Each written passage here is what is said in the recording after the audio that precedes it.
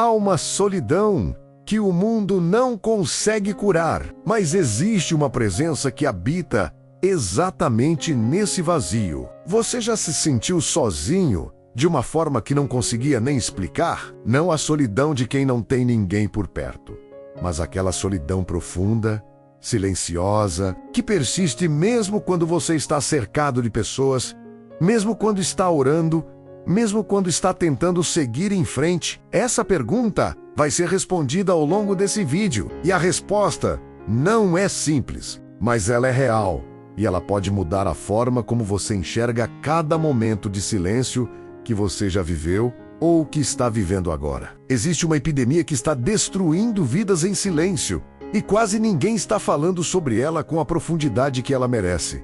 Não é uma doença com sintomas visíveis. Não tem exame que detecte. Não tem remédio que resolva sozinho. E ela atinge pessoas religiosas, pessoas com família, pessoas com amigos, pessoas bem-sucedidas, pessoas que parecem estar bem por fora, enquanto carregam um vazio imenso por dentro. Essa epidemia tem um nome: solidão.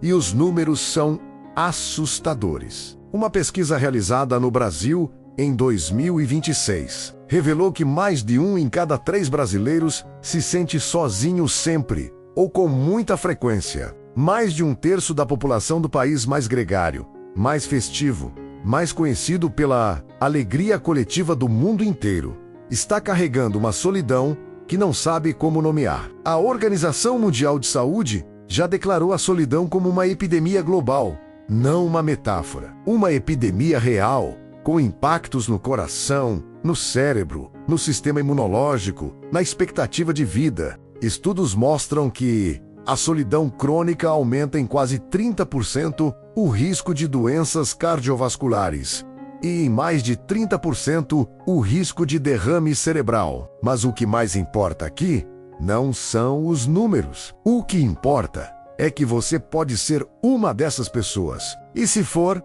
você precisa ouvir o que Deus tem a dizer sobre isso, porque a Bíblia não ignora a solidão. Ela não minimiza. Ela não diz, tenha fé e a solidão vai embora. Ela faz algo muito mais poderoso do que isso. Ela mostra, através de histórias reais de pessoas reais, que Deus não apenas suporta a solidão humana, Ele habita, Ele aparece precisamente nela. E as revelações mais profundas da história espiritual da humanidade aconteceram não nas multidões, não nas celebrações, não nos momentos de abundância, mas no silêncio, no deserto, no exílio, na madrugada, em que ninguém mais estava acordado. Se você está num desses momentos agora, esse vídeo é para você. Mas antes de ir fundo nas histórias, preciso te falar sobre algo que ninguém costuma dizer com honestidade sobre a solidão espiritual. Existe uma solidão que vai além da ausência de companhia. Existe a solidão de quem se sente incompreendido, mesmo tendo pessoas ao redor. A solidão de quem passou por algo tão intenso que ninguém ao redor consegue realmente alcançar. A solidão de quem saiu de um relacionamento destruidor e agora está livre, mas o silêncio dói mais do que a dor anterior. A solidão de quem perdeu alguém que era o centro do mundo e agora cada ambiente tem a marca da ausência. A solidão de quem tomou decisões de fé que as pessoas ao redor não entenderam e agora caminha numa direção que parece solitária demais. A solidão de quem ora e sente que o céu está quieto. Essa última é a mais difícil de todas. A solidão espiritual, aquela sensação de que Deus está distante, de que sua voz não está chegando a lugar nenhum, de que você está cumprindo todos os rituais, mas não sentindo nenhuma presença. É uma dor que as pessoas de fé raramente admitem em voz alta, porque parece fraqueza, porque parece que você está falhando espiritualmente, porque ninguém na sua volta parece sentir o mesmo. Mas eu preciso te dizer, os maiores homens e mulheres da Bíblia sentiram exatamente isso. E foi exatamente nesse momento de silêncio aparente que Deus estava mais perto do que eles imaginavam. Agora, deixa eu te contar a história de uma mulher que a maioria das pessoas conhece pelo nome, mas poucos realmente ouviram a profundidade do que ela viveu. O nome dela era Agar, Agar era escrava, egípcia, mulher, estrangeira. Numa sociedade em que cada uma dessas características, sozinha, já seria suficiente. Para tornar alguém invisível, ela carregava todas ao mesmo tempo. Ela foi dada por Sara como esposa secundária para Abraão. Sem que ninguém perguntasse o que ela queria, ficou grávida. E quando a relação entre ela e Sara azedou, Sara a tratou com tanta dureza que Agar tomou a decisão mais desesperada que uma mulher grávida pode tomar. Fugiu para o deserto. Não fugiu para um lugar seguro.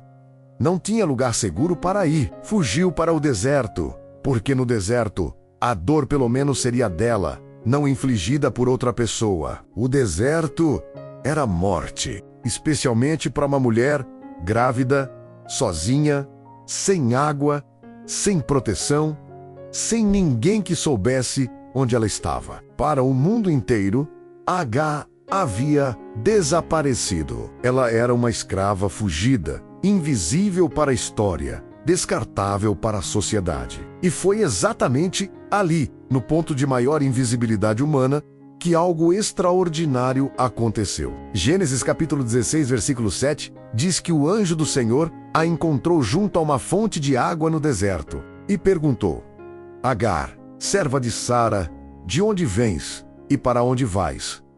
Pense no que essa pergunta representa. No mundo inteiro, naquele momento, ninguém estava procurando Agar. Ninguém havia registrado a falta dela. Ninguém estava com o coração partido pela sua ausência. O mundo havia seguido em frente como se ela nunca tivesse existido. E foi exatamente nesse momento que Deus a chamou pelo nome. Não pelo título, não pela função, pelo nome Agar. E depois dessa conversa, depois de Deus falar com ela sobre o filho que ela carregava e sobre o futuro que ela não conseguia enxergar naquele deserto, Agar fez algo que nenhum outro personagem da Bíblia havia feito antes dela. Ela deu um nome a Deus. Não é Deus que dá nomes às pessoas nessa história. É Agar que dá nome a Deus. E o nome que ela escolheu foi, em hebraico, El-Roi, em Gênesis, capítulo 16, versículo 13. Tu és o Deus que me vê. El-Roi, o Deus que me vê. Essa é a primeira vez na Bíblia inteira que alguém nomeia Deus a partir da experiência de ser visto por Ele. E quem faz isso não é Abraão, o pai da fé, não é Moisés, o libertador, não é Davi, o rei. É uma escrava egípcia, grávida, sozinha no deserto, que havia sido invisível para todo mundo. Deus escolheu se revelar com esse nome específico para a pessoa que mais precisava ser vista. Se você está sentindo que ninguém te vê, que a sua dor não tem testemunha, que você passou por coisas que ninguém ao redor entende e que você carrega um peso que ninguém parece perceber, ouça o nome que Agar deu a Deus no deserto: El-Roi, o Deus que me vê. Ele te vê. Ele conhece o deserto em que você está e ele vai ao seu encontro exatamente ali. Mas a história da solidão na Bíblia não termina com Agar. Deixa eu te falar agora sobre um homem que viveu uma das experiências de solidão mais paradoxais da Bíblia, porque ele estava rodeado de pessoas e ainda assim se sentiu completamente sozinho. E esse homem escreveu palavras que ainda hoje são as mais honestas sobre como é estar no fundo do poço emocional. O nome dele era Davi.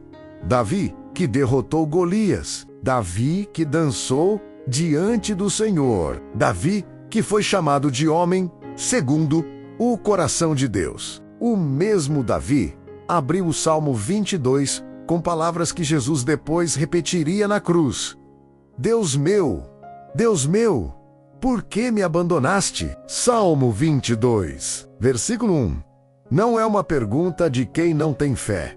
É uma pergunta de quem tem fé profunda, o suficiente para ser honesto com Deus sobre o que está sentindo. Davi não estava performando espiritualidade. Ele estava derramando uma dor real diante de um Deus real. E o Salmo 22 não para na dor. Ele avança. Davi continua falando com Deus, mesmo sem sentir resposta. continua declarando a fidelidade de Deus, mesmo no silêncio. E no versículo 24 do mesmo salmo, depois de toda a lamentação, ele chega a uma declaração que muda tudo, porque ele não desprezou nem abominou a aflição do pobre, nem escondeu dele o seu rosto. Mas quando clamou a ele, o ouviu. Deus não se escondeu de Davi. O silêncio não era ausência. Era um processo que Davi não conseguia enxergar de dentro da dor. E aqui está algo que precisa ser dito sobre a solidão espiritual. O silêncio de Deus e a ausência de Deus são coisas completamente diferentes. Um pai que está no quarto ao lado enquanto o filho chora não está ausente. Às vezes a proximidade de Deus é tão profunda que ultrapassa o que os sentidos conseguem registrar. Mas agora preciso te contar a história que acho a mais poderosa de todas, para quem está vivendo uma solidão que veio de fora, imposta, não escolhida. Havia um homem idoso, havia dedicado a vida inteira a servir, havia caminhado com Jesus pessoalmente, tocado nele, ouvido sua voz, havia plantado igrejas, escrito cartas que alimentaram a fé de gerações, sobrevivido a perseguições que haviam matado os amigos ao seu redor. E no fim da vida, quando devia ter descanso e comunidade, ele foi arrancado de tudo que amava e jogado numa ilha isolada no meio do mar Egeu. O nome desse homem era João, e a ilha se chamava Patmos. Patmos era uma ilha-prisão, rochosa, árida, usada pelo Império Romano para banir aqueles considerados subversivos demais para matar publicamente, mas perigosos demais para deixar em liberdade. João foi exilado lá pelo imperador Domiciano, por causa do seu testemunho de Jesus. Conforme Apocalipse, capítulo 1, versículo 9, imagina o que João devia sentir. Ele havia sobrevivido a décadas de perseguição. Havia visto todos os outros apóstolos serem martirizados. E agora, no fim da vida, estava preso numa ilha no meio do oceano, trabalhando nas minas, separado das igrejas que havia construído, sem saber se algum dia voltaria, sem saber se as comunidades que amava estavam sobrevivendo à perseguição. Se você quisesse escolher o momento mais improvável para uma revelação divina, seria esse. Um homem velho, preso, exilado, trabalhando em condições degradantes numa ilha deserta. E foi exatamente ali que aconteceu o que aconteceu. Apocalipse, capítulo 1, versículo 10, diz que João estava em espírito no dia do Senhor, quando ouviu uma voz como trombeta. E o que começou ali foi a maior revelação profética da história da igreja. O livro inteiro do Apocalipse, com suas visões do trono de Deus, das 7 igrejas, da vitória final de Cristo sobre toda a escuridão, foi recebido por um homem preso, sozinho, numa ilha no meio do mar. Patmos não foi onde João foi punido. Patmos foi onde João foi encontrado por Deus, de uma forma que nunca teria sido possível no meio da multidão. O isolamento que o Império Romano usou como punição, Deus usou como portal. E essa é a verdade mais profunda sobre a solidão que esse vídeo precisa te entregar. Deus transforma o lugar do seu isolamento no lugar do seu encontro com Ele. Não estou dizendo que a solidão é boa. Não estou dizendo que você deveria gostar do deserto. Não estou romantizando uma dor que é real e pesada e que destrói pessoas quando não é tratada. Estou dizendo que Deus é soberano o suficiente para entrar em qualquer ambiente humano, inclusive no mais silencioso, no mais vazio, no mais isolado, e fazer daquele ambiente o lugar onde ele fala mais claro do que já falou. Agar no deserto, Davi no Salmo 22, Elias na caverna, João em Patmos, Jesus no Getsêmani, onde os discípulos dormiram e ele ficou sozinho com o Pai nas horas mais pesadas da sua vida humana. Toda vez que a Bíblia registra um momento de solidão extrema, o que segue não é o abandono de Deus, é a revelação de Deus. Agora, quero te dar 3 âncoras práticas para quem está carregando essa solidão agora. A primeira âncora é: nomeie a solidão diante de Deus. Agar não foi ao deserto fazer uma oração bonita. Ela foi ao deserto fugindo. E Deus a encontrou exatamente ali, na fuga, no desespero, na bagunça emocional. Davi não abriu o Salmo 22 com louvor. Ele abriu com uma acusação. Por que me abandonaste? E Deus não o repreendeu pela honestidade. Ele o ouviu. Você tem permissão de ser honesto com Deus sobre a sua solidão. Você não precisa chegar diante dele com o vocabulário certo ou a disposição certa. Você pode chegar como Agar. Chegou à fonte no deserto, com o cansaço todo, com a dor toda, com as perguntas que não têm resposta ainda. E Deus vai te encontrar ali. A segunda âncora é: a solidão que você sente pode ser o silêncio antes da revelação. João estava em Patmos há meses, talvez um ano ou mais, antes de receber o Apocalipse. O silêncio não era o sinal de que Deus havia esquecido. Era o período de preparação, antes de algo que João não teria conseguido receber em nenhum outro ambiente. Nem todo silêncio espiritual é sinal de abandono. Às vezes é sinal de que Deus está te preparando para receber algo que só pode ser entregue no silêncio. A terceira âncora é: a presença de Deus não depende da sua capacidade de senti-la. Deuteronômio capítulo 31, versículo 6, é uma das promessas mais repetidas da Bíblia.